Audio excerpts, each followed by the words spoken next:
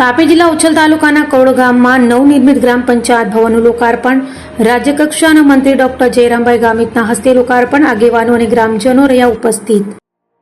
તાપી જિલ્લાના ઉચ્છલ તાલુકાના કરોડ ગામમાં નવનિર્મિત ગ્રામ પંચાયત ભવનનું રાજ્યકક્ષાના મંત્રી ડોક્ટર જયરામભાઈ ગામિતના હસ્તે વિધિવત લોકાર્પણ કરવામાં આવ્યું હતું। આ પ્રસંગે મંત્રીએ જણાવ્યું હતું કે નવ પંચાયત ભવન ગ્રામજનોને વિવિધ સરકારી સેવાઓ અને વહીવટી કામગીરી માટે વધુ સુવિધા આપશે તેમજ ગામના વિકાસમાં મહત્વપૂર્ણ ભૂમિકા ભજવશે।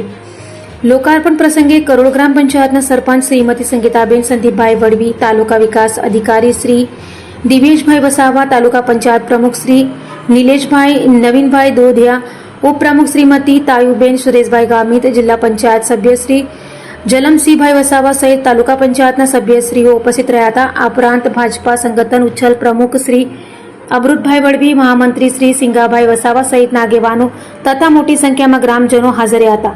નવા પંચાયત ભવનના લોકાર્પણથી ગ્રામજનોમાં આનંદની લાગણી જોવા મળી હતી। સમગ્ર કાર્યક્રમનું આયોજન કરોડ ગ્રામ પંચાયત દ્વારા કરવામાં આવ્યું હતું।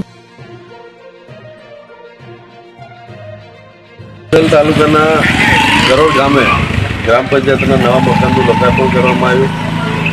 આ જે મકાન બનાવ્યું છે એમાં સરકારશ્રી તરફથી અંદાજિત 14 લાખ જેટલી રકમ ફાળવીને ખૂબ સારું મકાન બન્યું છે। એટલે આગામી દિવસોમાં આ જે કરોડ ગ્રામ પંચાયતના જે નાગરિકો છે, જે ગ્રામજનો છે, એના માટે આ મકાન ખૂબ ઉપયોગી બનશે। આ મકાનમાં તલાટી કમ મંત્રી છે, એમની પણ અહીંયા જ ઓફિસ, સરપંચશ્રી પણ બેસે ને આગામી દિવસોમાં જે રીતે લોકોની જરૂરિયાત હોય કે દાખલા કઢાવવાના હશે કે બીજું કામ હશે તો આ ગ્રામ પંચાયતનું મકાન ખૂબ ઉપયોગી બની રહેશે।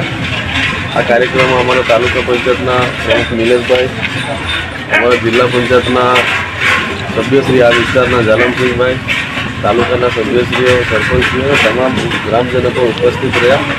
આગામી દિવસોમાં આ મકાનથી ખૂબ આ ગ્રામજનોનો ઉપયોગ પણ થવાનો છે અને જે રીતે સરકારશ્રીની જે અત્યારે યોજનાઓ ચાલે છે એ યોજનાઓના ફોર્મ પણ આ ગ્રામ પંચાયતમાંથી અહીંયાથી પેલા ભરવામાં પણ આવશે અને નરેન્દ્રભાઈ મોદી સાહેબની જે એમનું જે ધ્યેય છે કે છેવાડાના માનવી સુધી યોજનાઓનો લાભ પહોંચવો છે એ પણ આગામી દિવસોમાં આ જ ઓફિસમાં અહીંયાથી એનો લાભ આપવા માટેના ફોર્મ ભરવામાં આવશે।